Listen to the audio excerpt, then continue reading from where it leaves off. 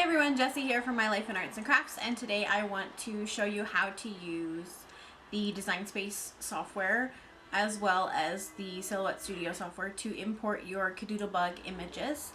For that, I will switch over to a screenshot and let's get started. Note, I am on a Mac, so some things will look a little bit different though if you're used to using a PC. But other than that, a lot of it is pretty much the same. If you have any questions, please leave them down below and I will do my best to answer them. Thank you. So now you can see that I have my Design Space open, and so the first thing I'm going to do is I need to take note as to where my files save when I download them. So I know mine's saved to the downloads folder just because that's a preset for Mac. So now I'm going to go over here to the side and hit upload images. Now, this is just updated today, so if you want to bring in your own image, whether it be a JPEG, GIF, PNG, bitmap, or SVG file, you only use the one upload image button. So now I'm going to go browse. I know mine's saved to my downloads folder. I'm going to grab the file that I want. I'm going to use... and make sure this is the right one. That's the cute little girl goat.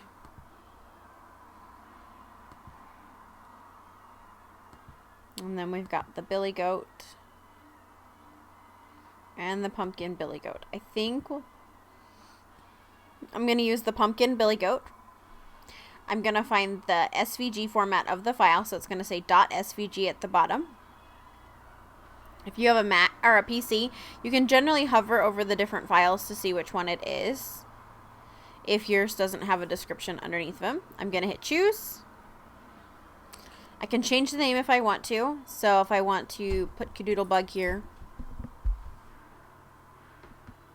that would be my dog. If you want to put the tag as Kadoodle Bug, you can do that. And then just hit save.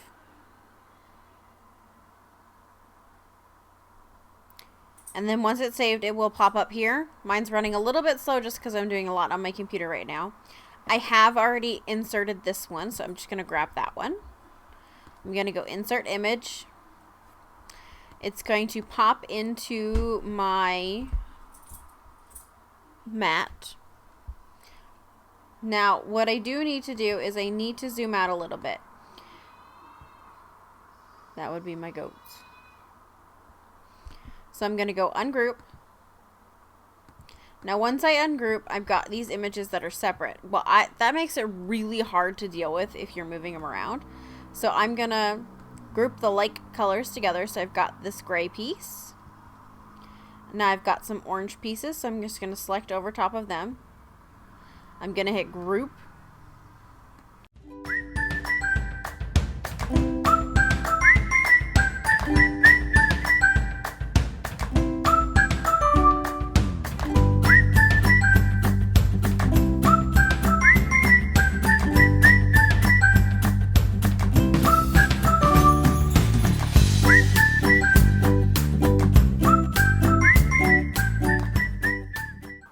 Now, when you group them together, it doesn't make them all one piece. You actually have to attach them together so that they don't move. When you're using after you hit go and you're in the screen, on your mat screen, I'll show you in a second. But I'm going to size this guy a little smaller because if you can see right now, he's 1, 2, 3, 4, 5, almost 6 inches wide. So that's kind of big. So we're going to size this down. So I'm going to select all, make sure we have all of our pieces selected, and then size down. So now he's about 4.5 by like 4.5. So he's kind of a square-ish type shape. So I think I want to go a little smaller. So I'm going to hit select all again, come down to this button, this corner, and size down. Now he is less than 4, about 3.5 by about 4. That's perfect. That's a good size. So now if I hit go, I end up with all my pieces on my mat. Because they're grouped together, they stay together on the other screen, but on this screen they're separate, so I don't want to do that.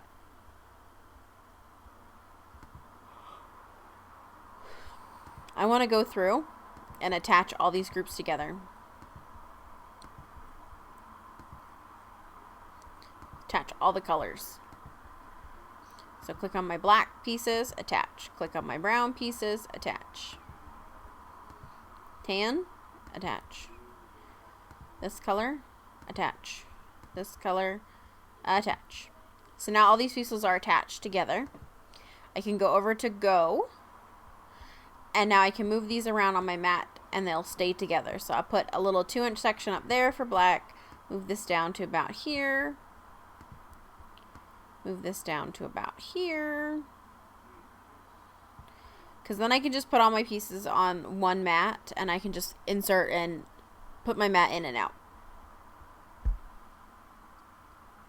So that's how you do it with the design space. Now let's pop over to the Silhouette Studio. Now I have a new clean mat open. I have my grid turned on because I have the designer edition, so I do have the option to use a grid.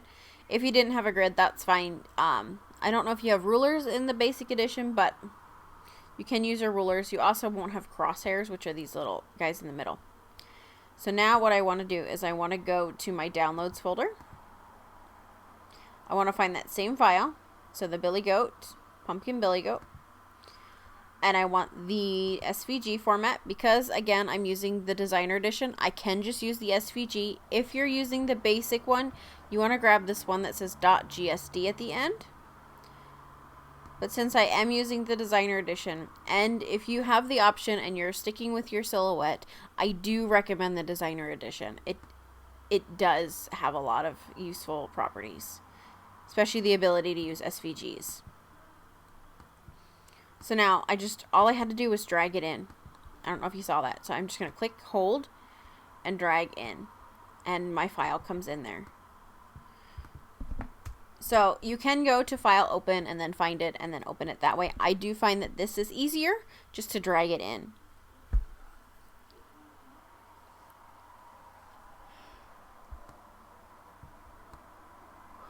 So now the same thing, we're going to go to right click, ungroup. Now all the pieces come apart. I'm going to select over all of the orange pieces. I'm going to use shortcuts on here because with the Silhouette, shortcuts do work. So I'm going to hold my Command and G, which is the same thing as Control G on a PC. So now I can just select over the little brown pieces, Control G, move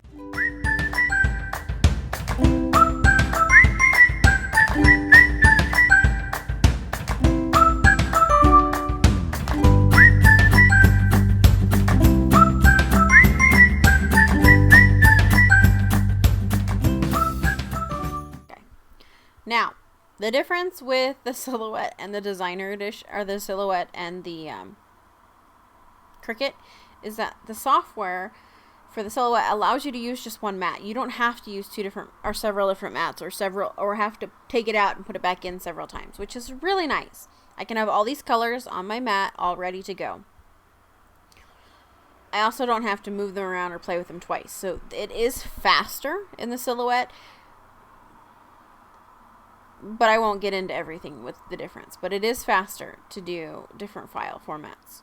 So now what I want to do is I want to just kind of line up where I'm going. So this is going to be my 4x4 section up here.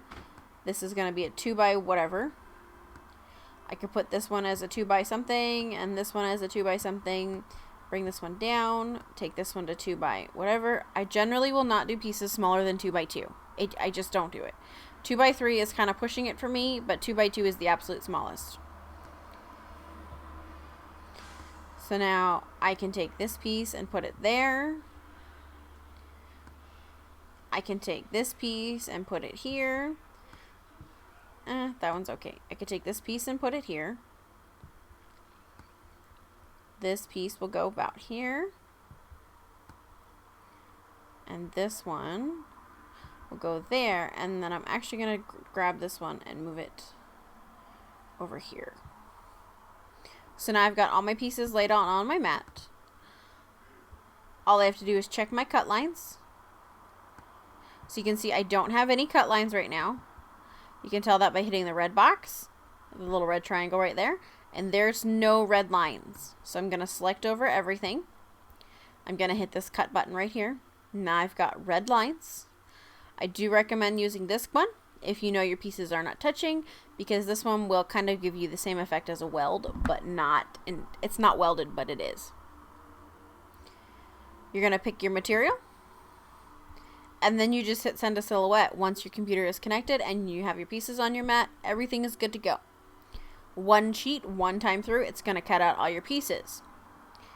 So you've got this one, you hit go once everything is where you want it, and then it's going to connect to my Explorer by Bluetooth. I can put all load it in and cut each one out, but I have to cut them all out separately.